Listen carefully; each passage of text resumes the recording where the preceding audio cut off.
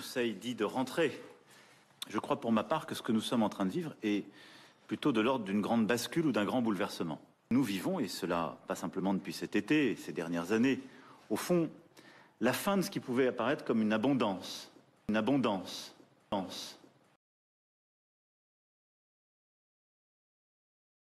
Le moment que nous vivons, et nos compatriotes le vivent avec nous, peut sembler être structuré par une série de crises, plus graves les unes que les autres, et il se pourrait que d'aucuns voient notre destin comme étant perpétuellement de gérer des crises ou des urgences. Oui, c'est le principe du pouvoir exécutif.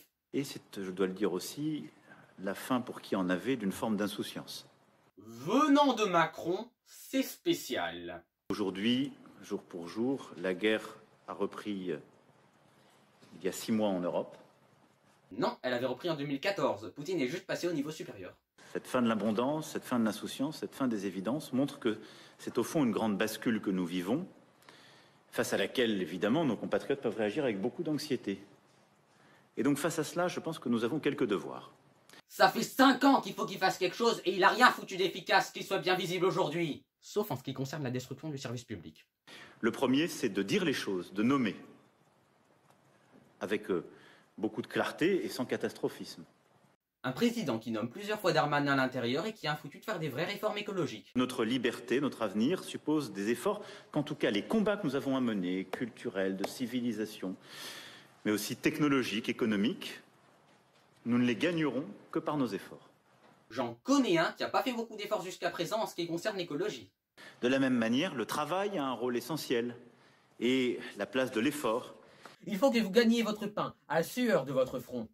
Face à cela, ce que je souhaite que nous puissions faire dans les prochaines semaines et les prochains mois, c'est réaffirmer une unité très forte du gouvernement, des forces de la majorité. 170 députés sur 577, ça fait pas très majorité. Ensuite, le deuxième grand combat, c'est évidemment celui du climat. Ah, il va nous dire quoi?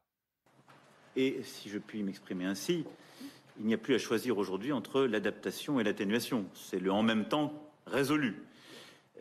Mais nous aurons à tirer toutes les conséquences à la fois des engagements internationaux que nous avons pris. L'accord de Paris va-t-il enfin être respecté? La Première ministre lancera des travaux importants de planification qui seront à décliner avec les ministres, ensuite en lien avec tous les territoires dans les prochains mois. Mais nous le savons, nous aurons aussi des choix clairs et forts à prendre après la saison que nous venons de vivre pour réduire nos émissions de gaz à effet de serre. Ce serait juste mieux de les annuler. Doubler l'effort que nous avons su conduire durant les 5 dernières années. Mais... Multiplier 0 par 2, ça donne toujours 0. Ouais non, le Varenne de l'eau, ça compte pas, hein. Ça dure depuis 2018 et là c'est parti jusqu'en 2030. Alors que c'est maintenant qu'il faut faire quelque chose, pour tout de suite. Et aussi transformer encore plus rapidement le pays pour faire face à tous ces changements. Et puis le troisième combat, c'est celui de l'égalité des chances. C'est celui que nous aurons à conduire dans 2 grands piliers de notre action, l'école et la santé. Ou en fermant des lits d'hôpital, dont 5700 pendant la pandémie. Je permets à l'État de ne pas payer un certain nombre de gens. Et c'est aussi ce combat que nous mènerons à travers les transformations que nous aurons à faire en matière de travail. C'est quoi, détruire le droit des travailleurs? Permettre à chacune et chacun d'accéder à la place qui est la sienne par ses justes efforts. Mais... Si vous ne travaillez pas comme la classe supérieure l'exige, ou si vous critiquez le capitalisme, vous deviendrez SDF. Mais aussi la préservation de services publics de qualité pour cette égalité des chances. Ouais, il va continuer à détruire le service public. Sur le travail, avec les réformes que nous aurons à conduire dès les prochaines semaines, en matière d'énergie. Macron va-t-il arrêter les énergies fossiles? Serait-il devenu écolo en un été? Face à de telles angoisses, parfois en tout cas de tels défis, il est facile de promettre tout et n'importe quoi, parfois de dire tout et n'importe quoi. Ne cédons pas à ces tentations. Ce sont celles de la démagogie. Elles fleurissent dans toutes les démocraties aujourd'hui. Dans un monde complexe qui fait peur, ça peut toujours sembler séduisant de dire ce que les gens veulent entendre. La démagogie, c'est un truc assez proche du populisme.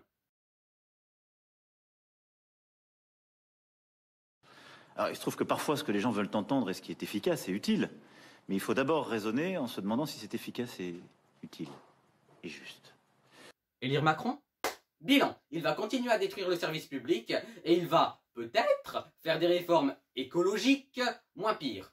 Je crois pas du tout à des réformes écologiques nécessaires, comme interdire de rouler en voiture, par exemple. Juste comme ça. Alors bien sûr, il faudrait rendre ça possible. Il faudrait faire en sorte que seules les personnes âgées et les personnes handicapées aient besoin de prendre la voiture. Et voilà, c'est la fin de cette vidéo. N'hésitez pas à la liker si vous l'avez aimé et à me dire ce que vous en avez pensé dans les commentaires. N'hésitez pas à vous abonner et à activer la cloche. A plus!